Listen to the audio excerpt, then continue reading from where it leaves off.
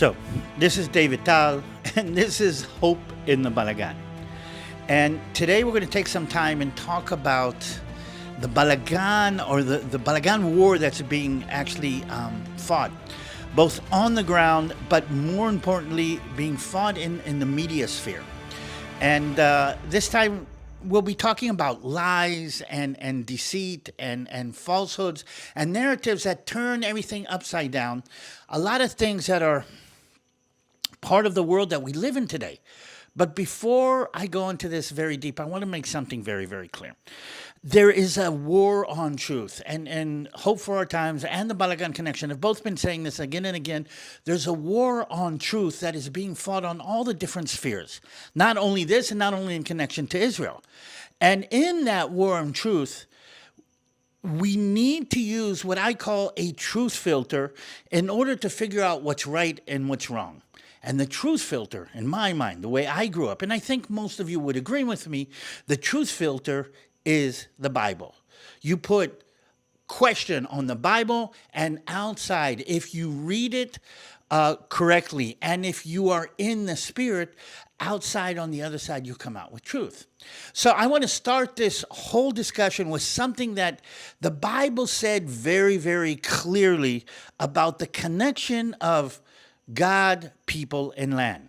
He started off in Genesis 12, where basically God says to Abraham, you are the person that I will use, and your descendants will be the people that I choose.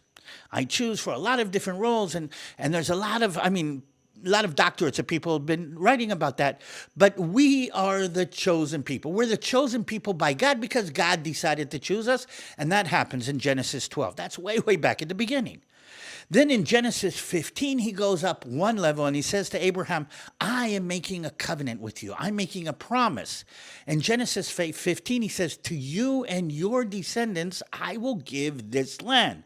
And he goes out and gives the borders of the land with rivers on here and rivers on this and people. So Genesis 12 and Genesis 15 basically create this triangle that I call the Bible triangle between God, people, and land. And the Bible was very clear from the get-go about this connection. And it repeated this connection numerous times, both in the Old Testament and in the New Testament. But as we know, not everything looks or is what it seems. And God knew that there was going to be deception, and God knew there was going to be lies. And I want to start another passage from Isaiah 44, and God is preparing us for what needs to be done. And this is what he said. This is what the Lord says. The Lord, your Redeemer who formed you in the womb. I am the Lord, the maker of all things, who stretches out the heavens, who spreads the earth by itself, who foils the signs of false prophets and makes fools of the diviners or the sorcerers, and who overthrows the learning of the wise and turns it into nonsense, who carries out the words of his servants and fulfills the prediction of his messengers / prophets, who says of Jerusalem, it shall be inhabited and rebuilt, of the towns of Judah, they shall be rebuilt, and of their ruins I will restore them. God is saying, I decide what is right and what is wrong. I decide what will be and what will not be. And again, if you're on Hope for Our Times, or if you're on the Balagan Connection, you've heard it said that the end times will bring wars and rumors of wars. This is it. This is the war. This is the war that we keep on talking about. And part of the war that is being fought in Israel as we speak, and part of the war that's being fought on the ground in Gaza and in Lebanon and inside Israel, is the battle of narratives that is being fought in, for lack of a better term, the media sphere, and that is being fought along the battles on the ground. And we have to deal with these false prophets and these false wise men who are not so wise, the diviners and the fools and the deceivers. And the problem is that they have managed to convince many people all over the world, many cultures, and in many cases, they've managed to convince themselves of the lies that they're perpetrating. I want to talk to you about one of the biggest deceptions that is connected to the story of Israel and explain what the deception actually is and why is it important to you. And I don't really have a name. There's a lot of names that would be called, but the explanation is this is the deceptions that the Arabs and the Muslims and their supporters all over the world are deceiving themselves. And now they're trying to deceive all the rest of us. So the situation on the ground is Israel has taken out most of the Hamas fighters in Gaza, and it looks like terrible devastation in Gaza. The suffering of the people in Gaza is terrible. And I was kind of trying to figure out what was going on.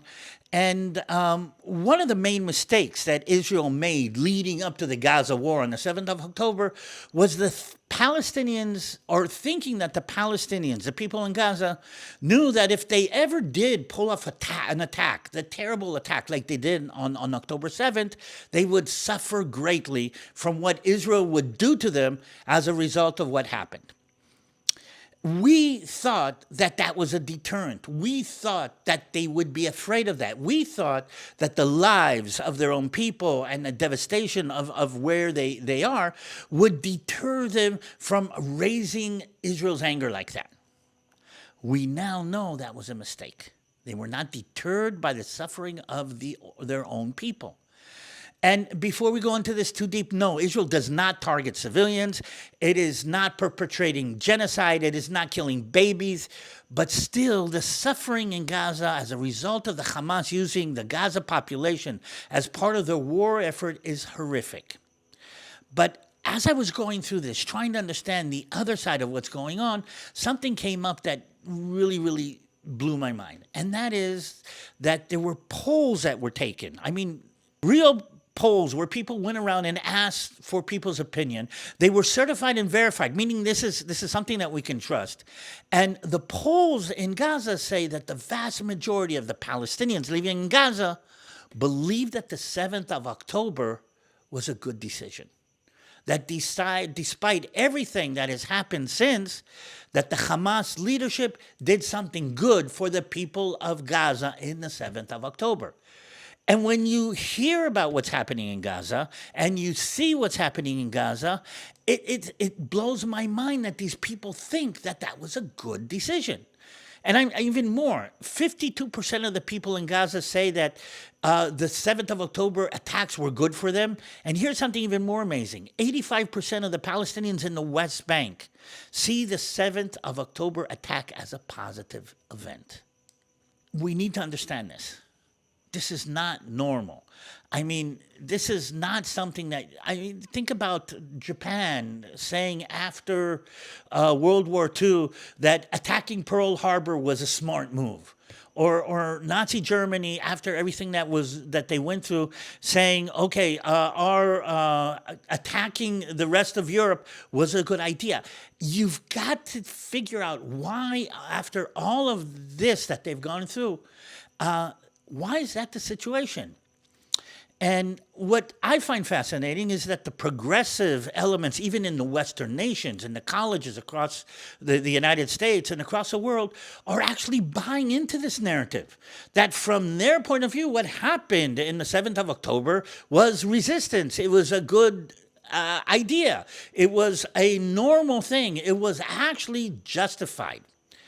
And that's the question I need to understand today. Why do they think, or what do they know that we don't know? What do they see that we cannot see?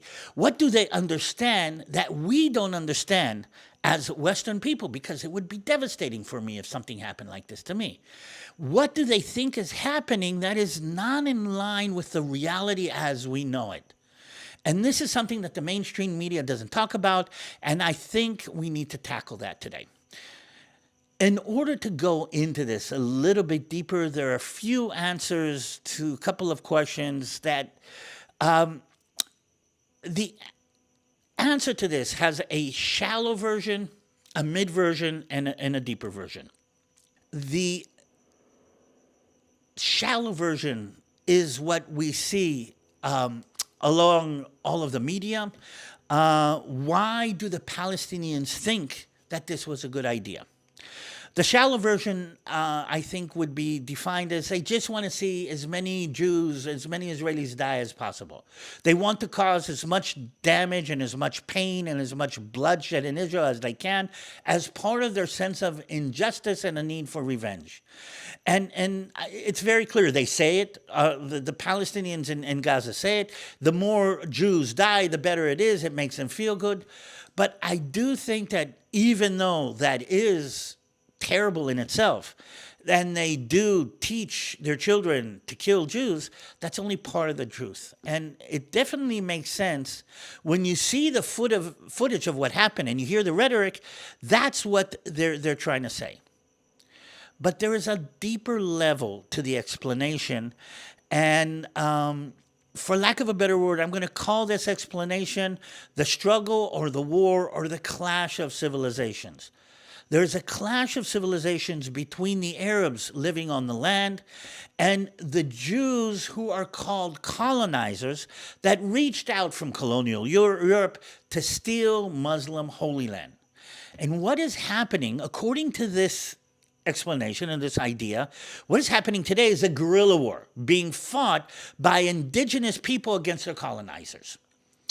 Again, indigenous means the people that were there first, and the colonizers are the people that came in from outside. To tell the truth, I can actually see how they can convince themselves that they are victims of a colonial movement. And what I would like today is take a couple of minutes and give you a thumbnail kind of explanation of how we got to here. And here's the thing. Let's start off with the beginning. There's always been Jews in the Holy Land. And there's always been a Jewish presence in the Holy Land. But the last time there was actually a Jewish nation is during the reign of King David and King Solomon, or the biblical kings. There hasn't been an indigenous national state on this area ever since. It's always been different conquerors, different powers that actually conquered from outside.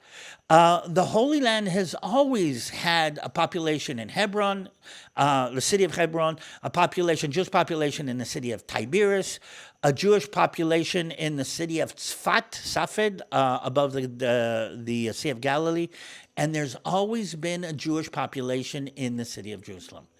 During the Roman period, during the Byzantine period, during the Muslim periods, during the Ottoman periods, and in fact, at some point, there were more Jews living in Jerusalem than Muslims. But again, it went and it came. So there was always a Jewish minority. But for all kinds of reasons, the national worldwide movement that spread through Europe and the rest of the world actually impacted on the Jewish people.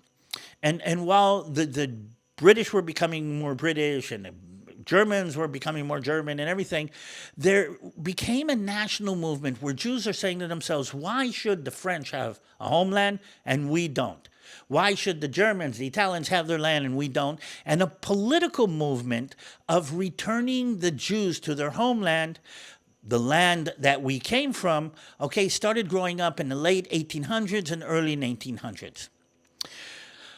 A word about the terminology, The name for the land is Palestine, the Holy Land. The name for the land is Judea. We come from the hills of Judea. The name for the land is Canaan. But one of the names for this land, for the city of Jerusalem and as an extension to the rest of the land, is the land of Zion. And Mount Zion is the mountain in Jerusalem. So the movement, the political movement, the movement of Jews to return to their, and I'm going to use this term, ancestral homeland, became known as Zionism. And here's the thing. if you believe that the Jews deserve a homeland in this area, if the Jews deserve to have a piece of independence in this area, if the Jews have a right to the hills of Judea as their national homeland, then you are a Zionist. And my mind says that all of the biblical prophecies said that the Jews would return to their homeland. Weirdly, though, since the Jews started returning to the homeland, most of them came from Russia and from areas that were under Russian influence. And a lot of them came and they were communists and they were closely connected to Russia, and in the beginning Tsarist Russia, and then later on the Soviet Union. And the Arabs living here saw those Jews that are emigrating from these Russian areas as Russian imperialism. Meaning the Russian Empire, I know as ludicrous as that sounds today, the Russian Empire was bringing Jews from different areas in Russia and putting them in the middle of this Ottoman Empire, Ottoman Muslim area. Then World War I came and the Ottoman Empire fell apart. And as the Ottoman Empire was falling apart before World War I, okay, this whole thing was completely dismantled. And in 1917, the British Empire, as part of World War I, took over this area.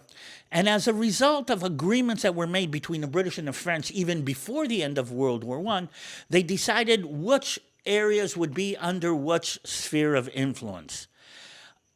1920,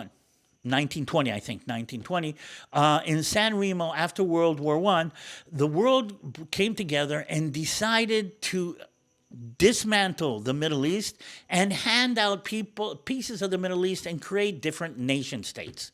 And what we see in the Middle East is the creation of countries including Jordan, including Iraq, including Lebanon and Syria.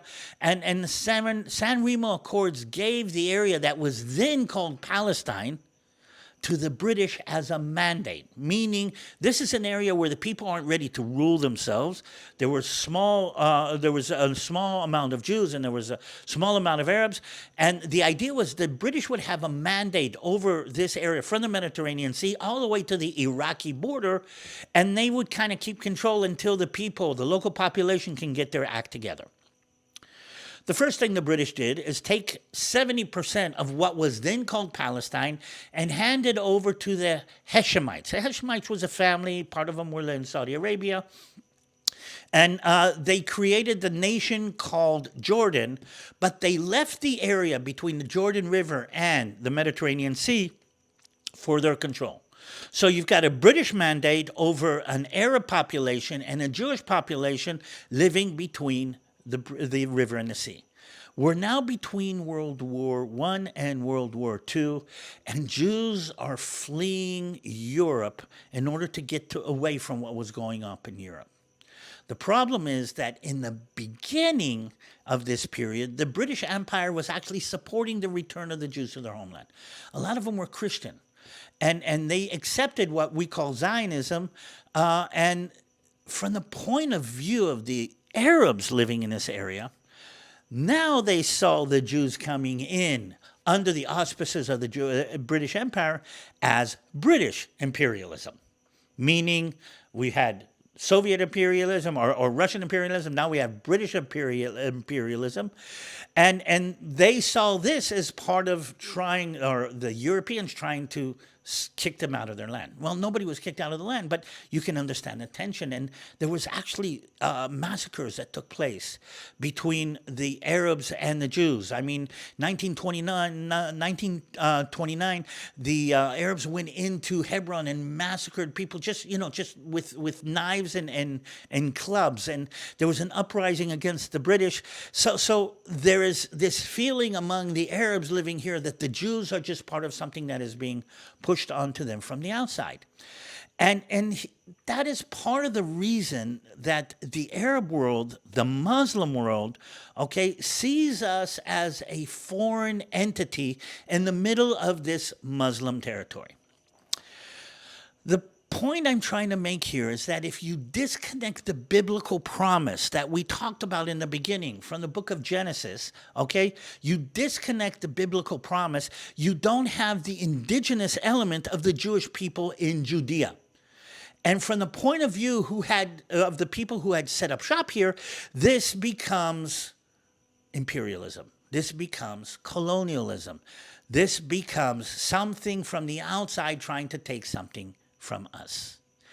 This is something very important to understand.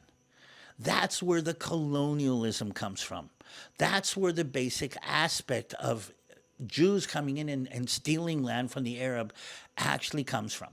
I want to make this very, very clear because even if you're not a Bible-reading, born-again Christian who takes Genesis 12 and Genesis 15, literally from a historical point of view, this is the indigenous homeland of the Jewish people. I mean, this is as much an indigenous homeland of the Jewish people way before there ever was an indigenous homeland of the Sioux Indians in the Black Hills. Way before there was an indigenous homeland of the Aborigines in Australia. I mean, this is as much an indigenous homeland as the Maoris have in New Zealand. I mean, this is where we became a people. So there should be a connection between us and this land that doesn't go through the Bible. But isn't it amazing that if you are a Bible-reading Christian, you know who this land belongs to? So that actually pulls the rug out from underneath the whole idea that Israel is a colonial entity. But the Arabs and the Palestinians have latched on to this, and together with the progressive left have managed to convince a large part of the people that this is just another case of the white man against the colored man, or the global south, global north against the global south. And if you understand that they bought into this false narrative, you understand that what the Arabs are trying to do is similar to what the Vietnamese did in Vietnam, to kick out the colonials. French Algeria is another good example, okay? The French took over Algeria. They came from France. They settled in Algeria. The Algerian Arabs revolted, Muslims revolted against this, and they kick the French out. And the idea is that the only way to deal with colonizers is to kill and maim and make as much of a balagan until they decide to pick up and go back to wherever they came from.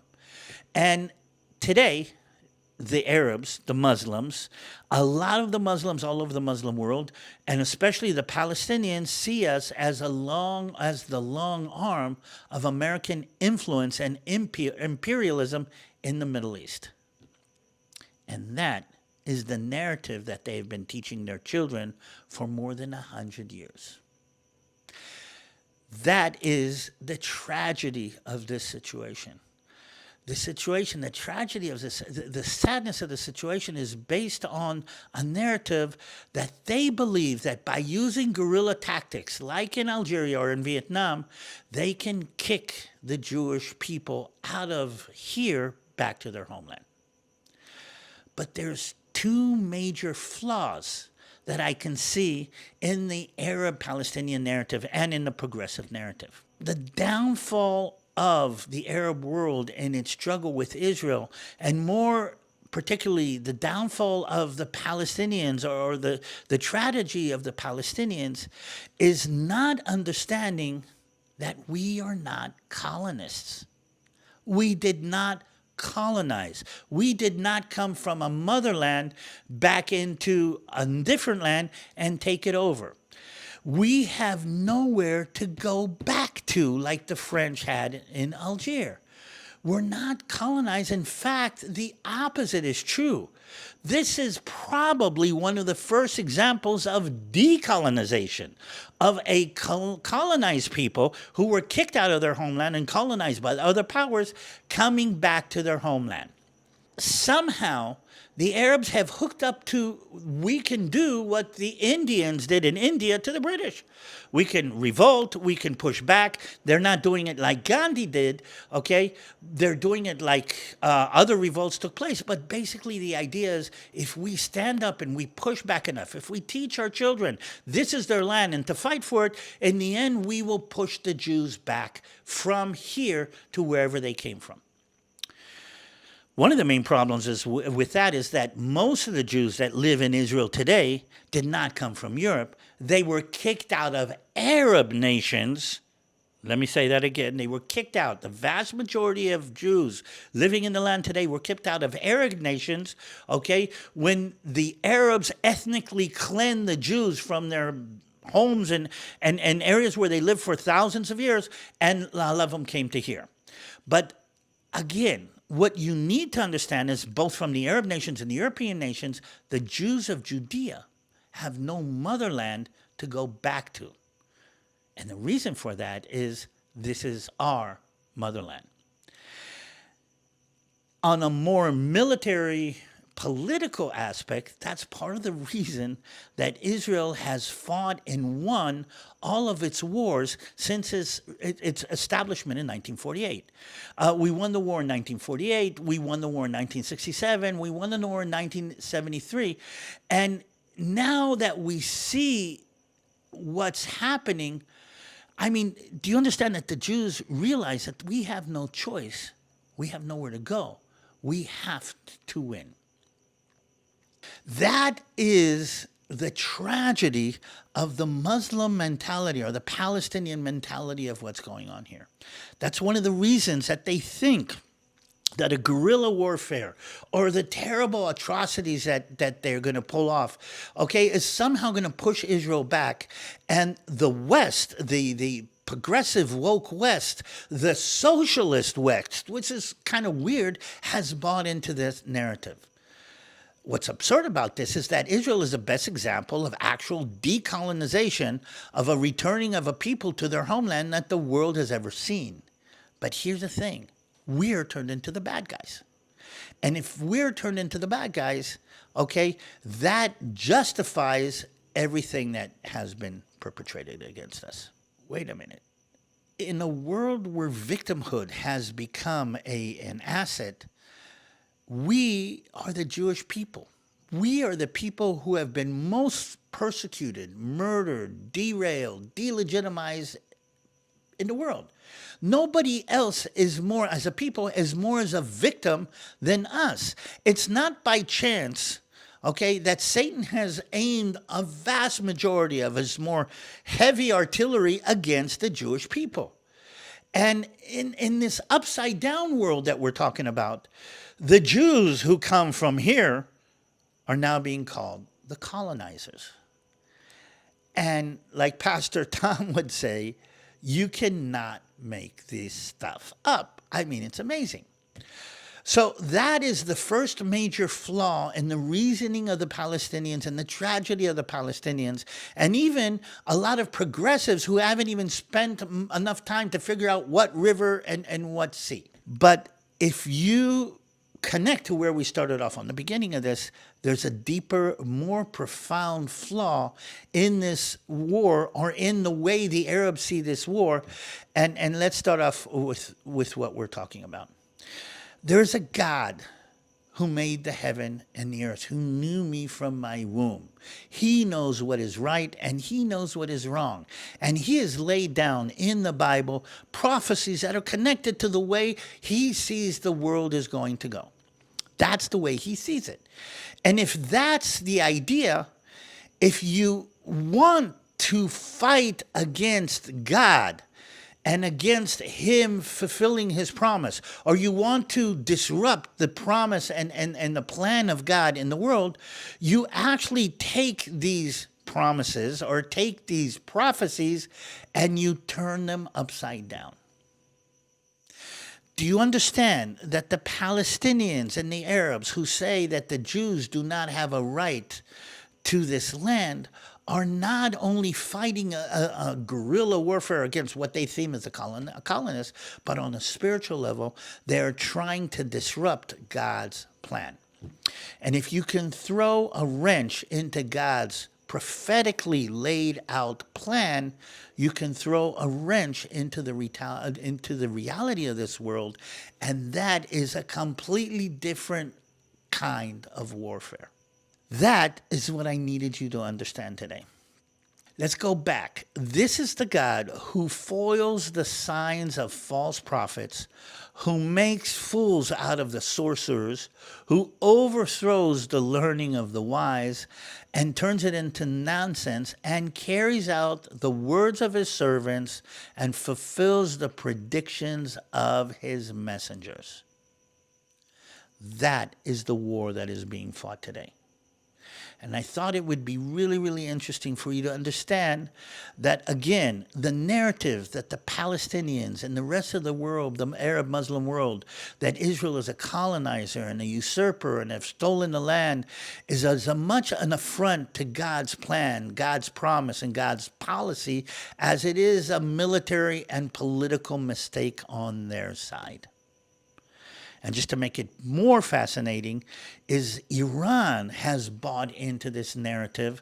And for the same reasons that we're talking about, Iran has decided that it is their roles to disrupt the connection between the people, the land, and God himself. And that is part of the war that you're seeing today. I find it also fascinating that among all of the things, the progressive left, the left that is supporting abortion and supporting gay issues and mixing up all of the truth in the world, is also mixing up this truth as much as anything else. So even if I can understand why the Arabs or the Palestinians buy into this false narrative, the only reason or the only way to understand how the left and the progressive woke is buying into it is if you understand that this is a war. This is another aspect of the war against God's plan in the world. And that is why I think you need to understand the lie that the king of deceivers is spreading.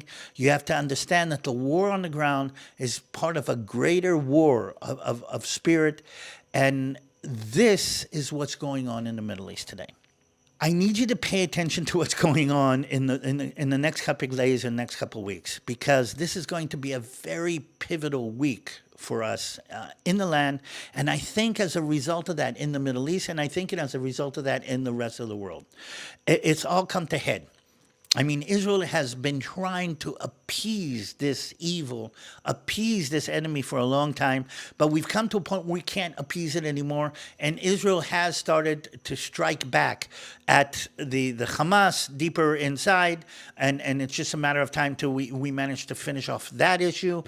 Israel has started to strike back very, very strongly, both from an intelligence point of view and a military point of view at the Hezbollah.